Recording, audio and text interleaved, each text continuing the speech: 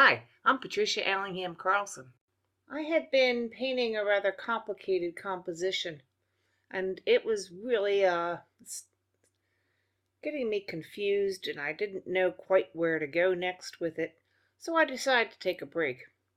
When I get into that position, I still want to paint. I just didn't want to paint that complicated painting, so I decided to paint something I loved and knew better, and that happened to be an eastern box turtle. I've always thought turtles were fascinating, beautiful little creature, and I've had several as pets when they became displaced by construction, and we housed them temporarily till we found them a home in a nature center. I've had a chance to study these gentle creatures, and I decided it was just the right time to paint something I liked, knew, and cared for, and something that was simple to convey. So I researched, found some materials, looked at some old gardening pictures from the springtime of my own, and I started to draw. With the drawing in place, I then decided to start the background, which is how I usually start a painting. I sprayed water all around the turtle, and into all the little spotters, I then began to drop colors. Again, I was looking at a photograph of mine from the garden from springtime. I'd found one with a plant called spring beauties in it. And I knew that these little pink flowers come up amongst the dead leaves and debris, along with all the tender new green stuff that's coming up. I also happen to know that the eastern box turtle spends most of the cold months under the ground, burrowed deep into the good loomy debris and earth and leaves and dirt. It slows down its system and sort of goes to sleep for the winter. In the springtime, when the weather warms, it emerges, and it must feel awfully good to come out into the sunshine. And that's the mood that I'm trying to get across. I am painting in grape hyacinths or bluebells, and I am painting in ground ivy, wild strawberries, and spring beauties.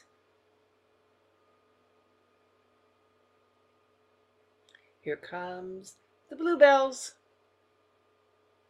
One of my favorites because I happen to love blue.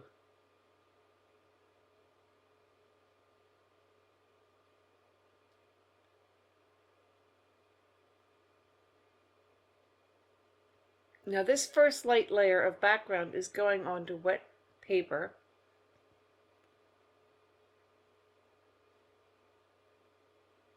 And it will need more layers or glazes to build up the color. But currently I'm just working around the turtle and trying to mark out where some individual plants will be. I'm using all different shades of green. Sap green, hooker's green dark, hooker's green light, emerald green. I'm using yellow and mixing it with green, and blue and mixing it with green.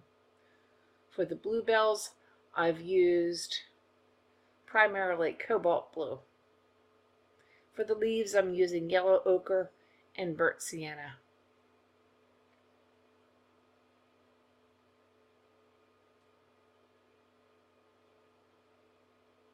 It's sort of a hodgepodge of debris and organic matter, dirt, with some little plants coming up in between. I also found a little plant that was coming up in my houseplant, so I'm looking at that and copying it into the painting.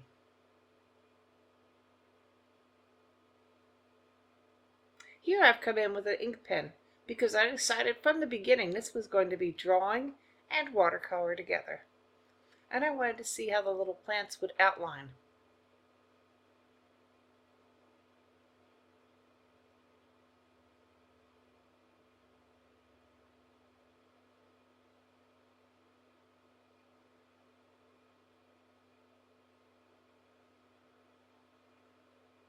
And now I'm lightening my sketch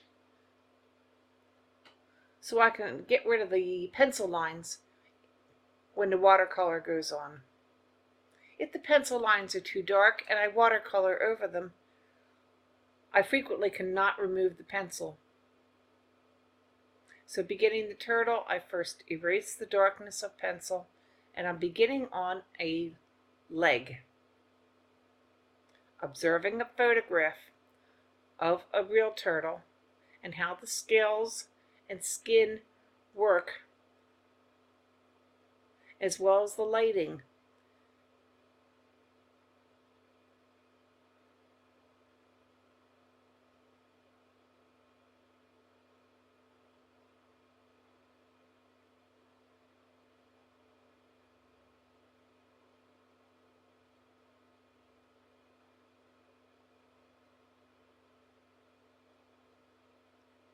And I'm trying to use directionality on the scales to follow it naturally around the cylinder form of the leg, as opposed to being a flat, one-dimensional object.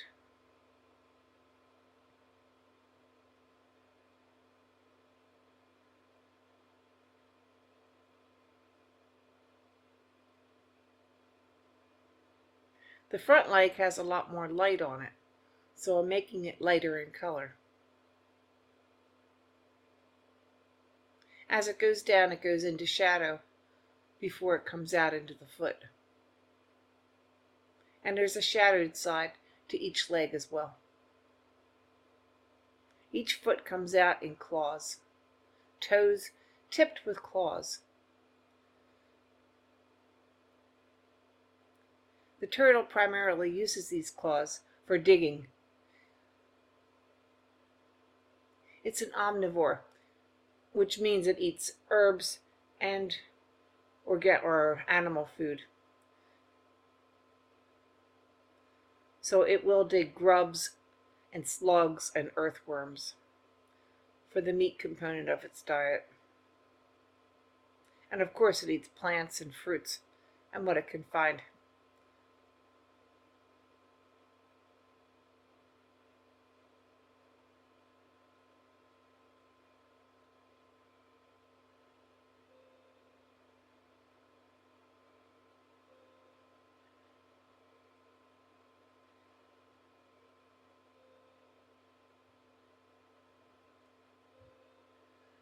I did a lot of observation of the head and skull formation of the turtle.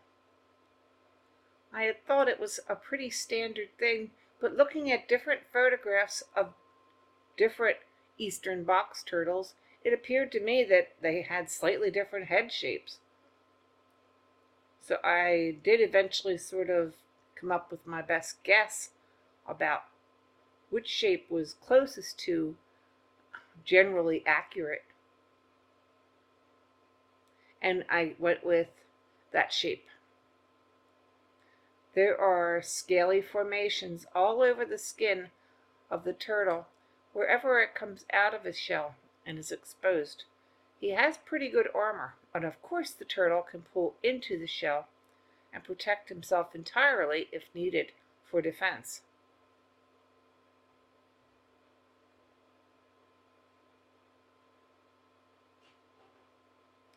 Close observation of the eye of the turtle, looking at the lids and the nostrils, looking at the formation of the skull and how the skin fits over it, and then looking how the skin of the legs and the neck come out of the shell when they're fully extended, and where they join it. I always learn so much when I do close observation when I'm painting a little creature.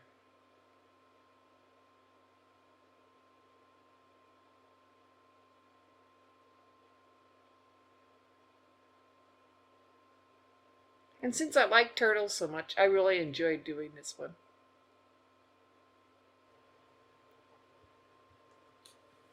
After I figured out the anatomy of the squirrel, of the turtle, excuse me, not a squirrel, I then began to shade it.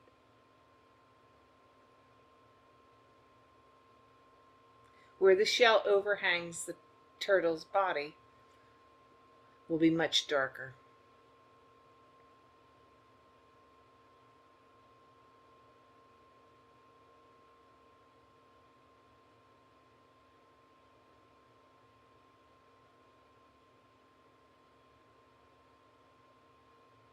So when you paint a dark next to a light area, the light area appears to come forward, and that's the whole illusion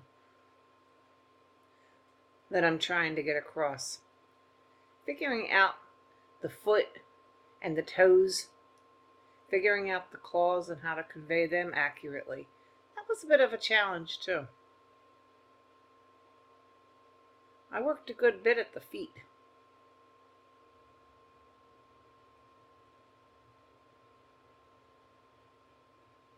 I wanted to make the turtle's face look pleasant, and yet how to convey pleasantness in a reptile. I didn't want to give the turtle a big goofy smile, but I also didn't want to make him look ferocious or nasty, because turtles are such lovely little creatures.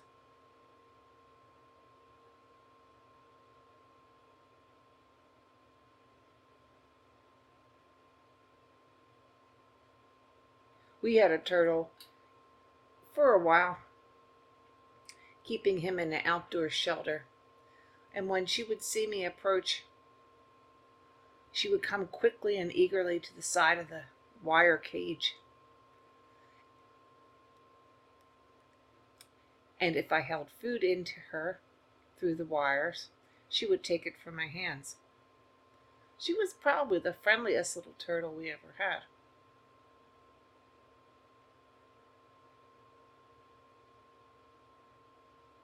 During the time we had that turtle, someone gave us another turtle they'd found walking down the middle of the road, probably coming out of a new development that was going in, being displaced from its home.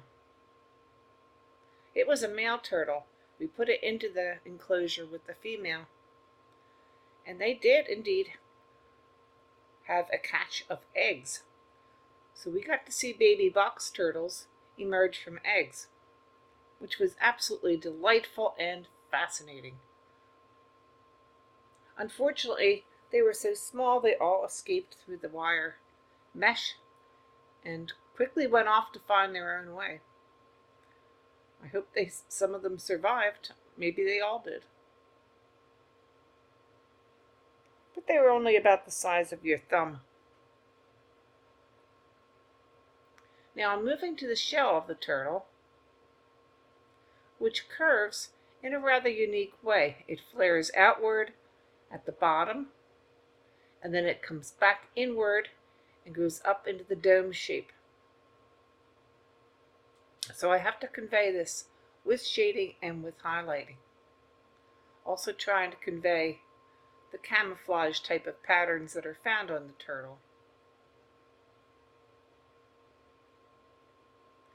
And from what I've seen in my observations of the photos, every turtle appears to be unique in its markings.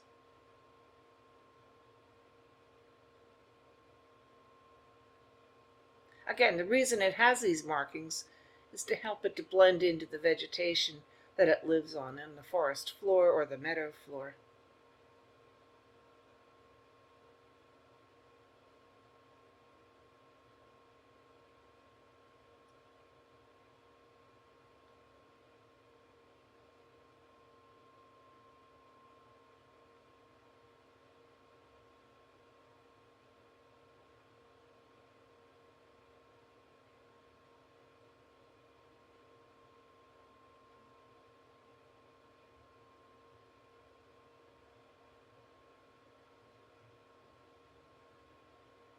Going back, adding more colors, adding more shadows, constantly refining, and that's the point that I'm at.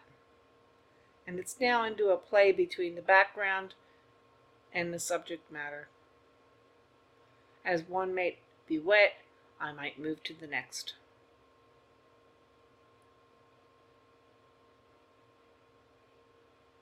You can see I've outlined the camouflage patterns on the shell, and then I'll be blending them in. and I'm doing constant glazing of color, building colors up to make them darker or brighter, or whatever they might happen to need. The rest of the turtle shell, to my eyes, appears to be in almost slate gray. Each section, as it's formed, is separated from the others in almost plate-like formations. So I'm trying to leave areas between each plate to show how they're separated as I paint. My first step is to block in where all this slate gray is going. The problem I ran into was that in using a mixture of Payne's gray and indigo, as well as some ultramarine blue, I would put the color down and then it would quickly dry to a shade that was way too light. I ended up glazing that shell part at least 4 times to get the color dark enough. And something I've noticed is that Payne's gray, which is a lovely color to work with, appears to fade to a much lighter color in almost every painting I've ever used it in. I wonder if anyone else has run into this particular problem. In any event, the color that looked perfect when I mixed it in my palette, by the time it was dry, was a very dull gray and very light. And you'll see exactly what I mean as it dries right there on the paper in front of you.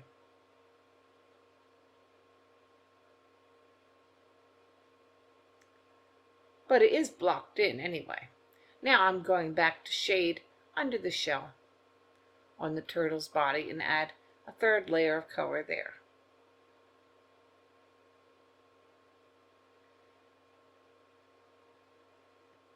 The tail is sort of blending in too much with the background, so I'm going to have to work on that to fix that some. And now I'm shading on one side of each of the feet.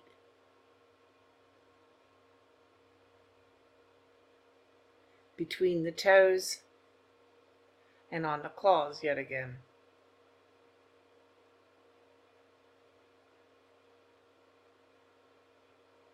But gradually the turtle's body is beginning to get the proper shading.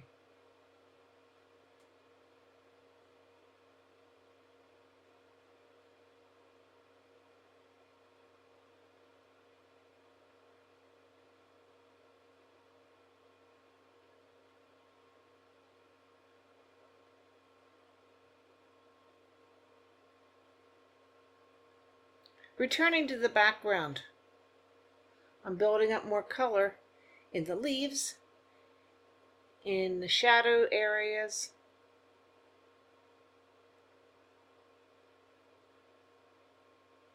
and filling in the white areas with more organic forms.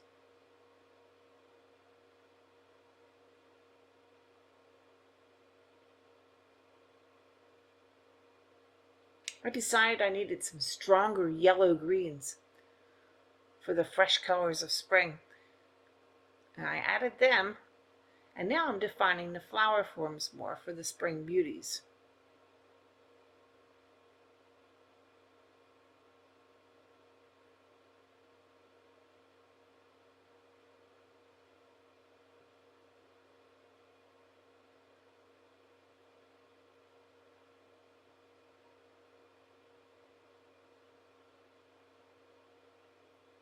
In painting darks around the light white flowers,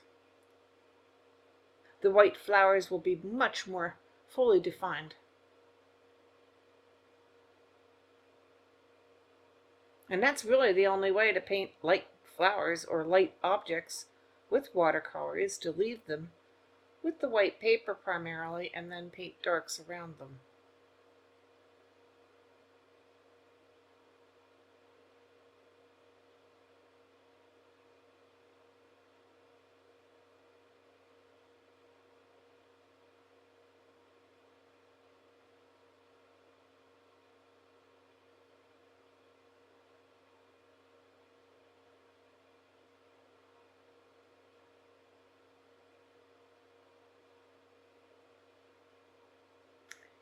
Inside the flower forms, I'm adding some shading as well as the pistil and stamen formation of the flowers.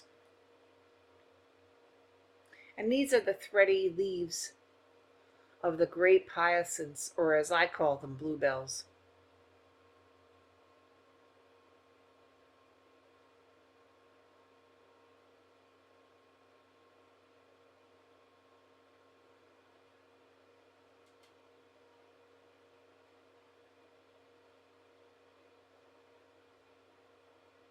The old brown leaves are getting some good strong rust color to them to make them more interesting. And for that I'm using burnt sienna.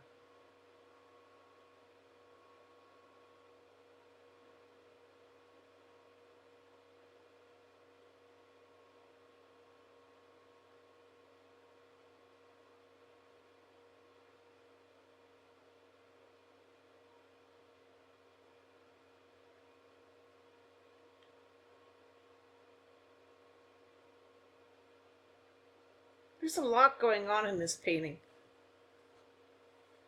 which involved me rather totally because the more I did, it looked like the more needed to be done. Now I'm coming back into the turtle shell and putting a second layer of this slate gray around the patterns. And you can see I'm leaving a white line between the plates of the actual shell. The very bottom of the shell against where his body comes in flares outward, so I'm trying to leave a lighter area along the very bottom.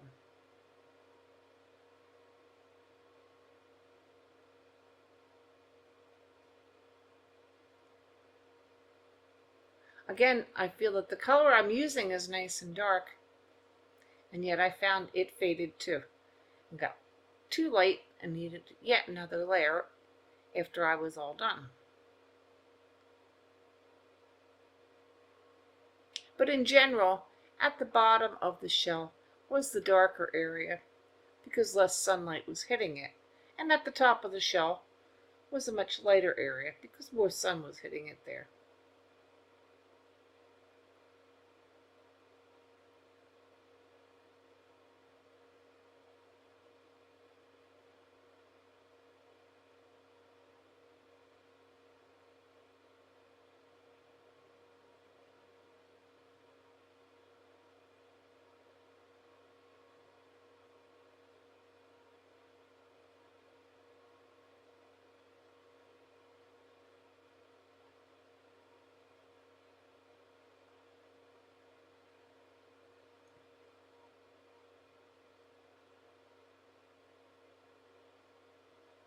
I'm taking the same color and filling in between the plates and scales on the turtle's skin in some areas.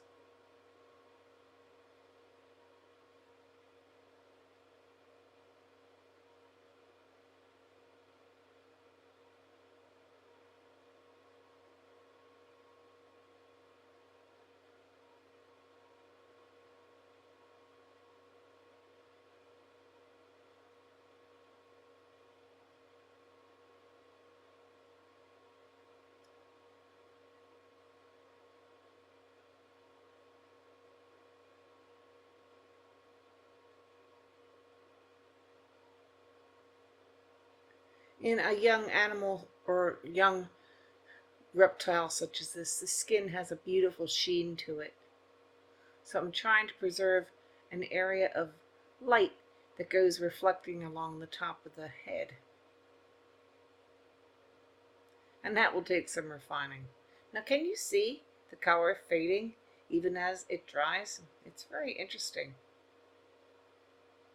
It will need another layer.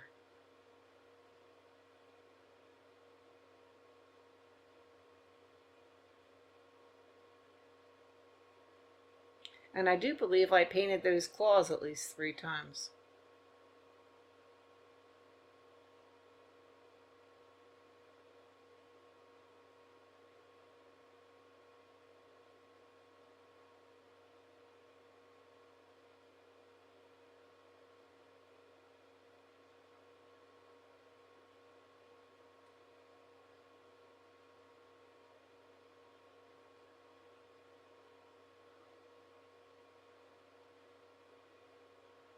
more development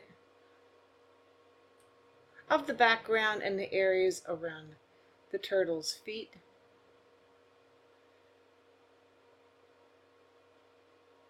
And more color going into the shell.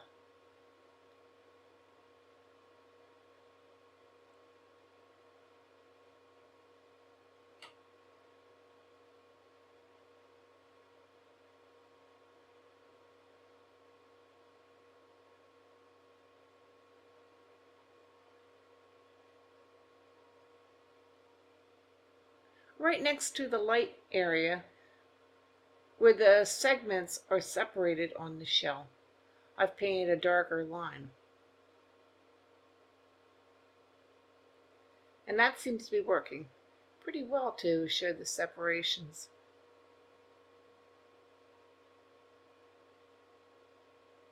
And now I'm bringing in some shading around the bottom section of the turtle shell.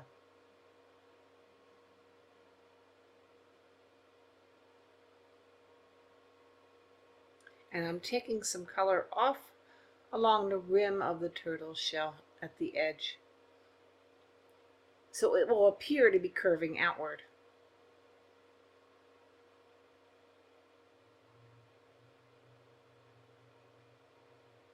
Bringing some more color into that shiny area along the turtle's head because it looks too stripy, and that will need more work too.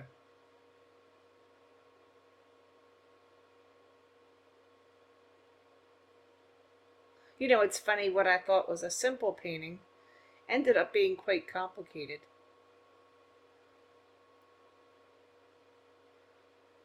But it did not take deep thinking because I was simply following the anatomy of the turtle and looking directly at what I was seeing. The imagination part comes in with how much you want to add of individual areas and what you want to enhance, as well as the colors that you choose to play off of each other.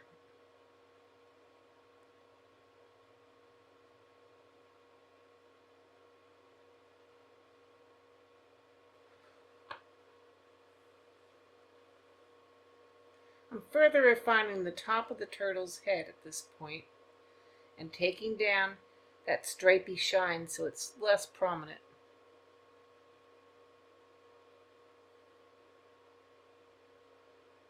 Using my palette, I'm seeing what color might look nice mixed in with the background. And I came up with adding some blues into the bottom. Decided to add a couple more distant bluebells into the background.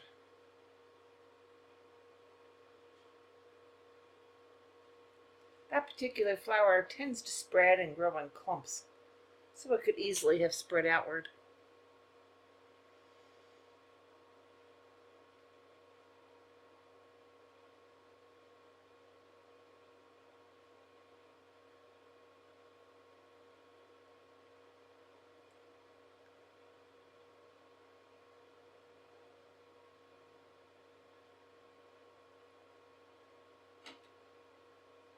Now I've developed the color enough for the moment, so I'm going to come in with my pen and do my outlining in a drawing type manner. First, I test out the pens that I have to see which one is going to work best for my needs.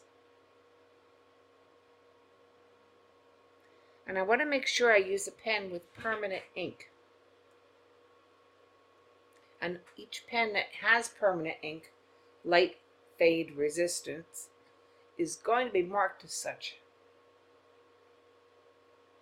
because you don't want your drawing to fade out over time if a little light shines on it.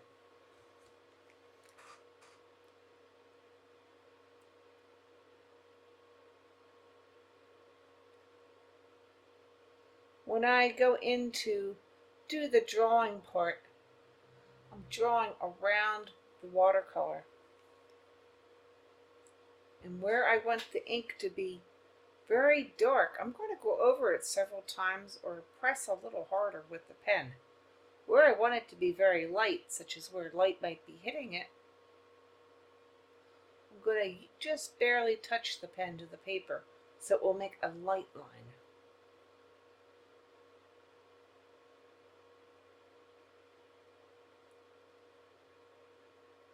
I'm outlining each little piece of the grape hyacinth or bluebell. And I do outline almost every single part of every single plant. The leaves, the interior of the spring beauties in the front,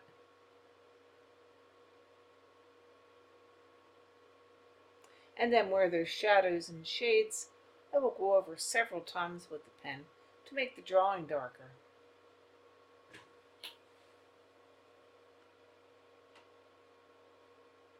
But this is really much easier than painting, because if you like to draw, this is just all about the joy of drawing.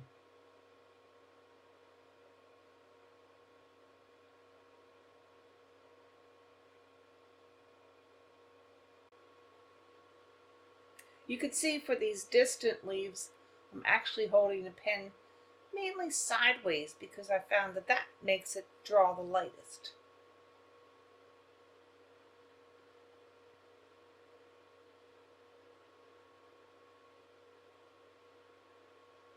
I want the darker lines to be close up to the foreground and the closest part of the picture. So I'll press more heavily in the foreground.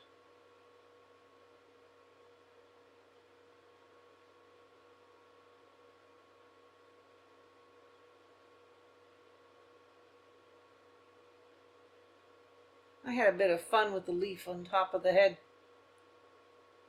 It almost looks like it was stuck on the turtle's head when he emerged, or she emerged, from underground.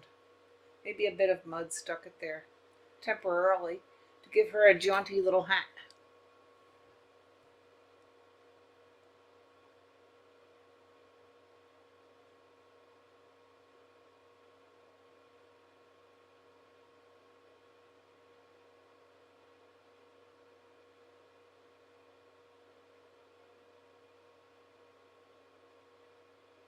Continuing to use the ink pen to detail and draw.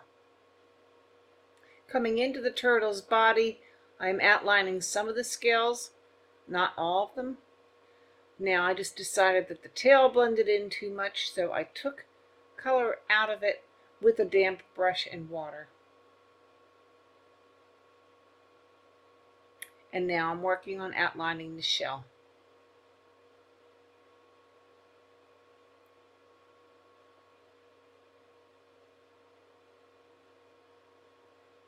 If I take several lines to outline an object and make the shape just right, that doesn't bother me because this is a drawing. And I found that when I came up with the ink pen around the sections of the shell, it gave them a nice little depth that I had not achieved with just the paint.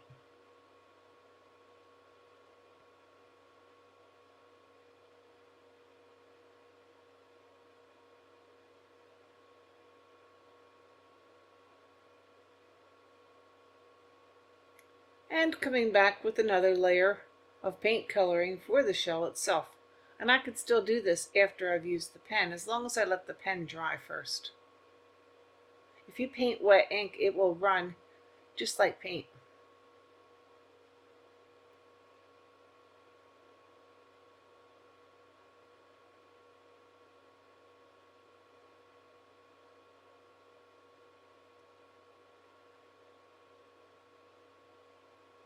And deciding to add a richer color to the turtle's legs and parts of the face and body.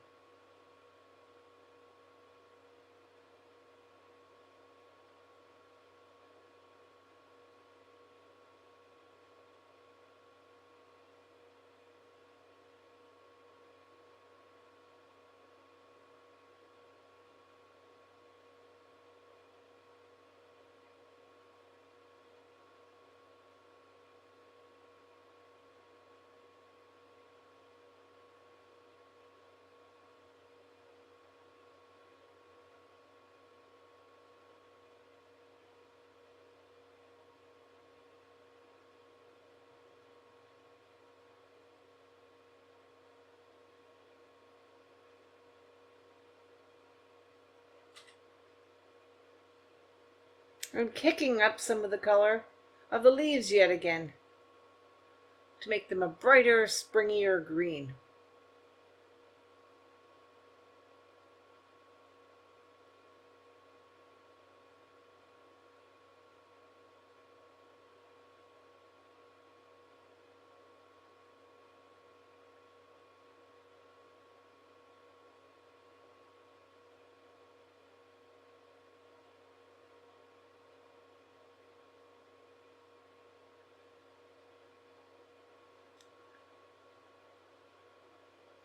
I also decided to kick up some of the bluebell coloring and add some more blues into the foreground.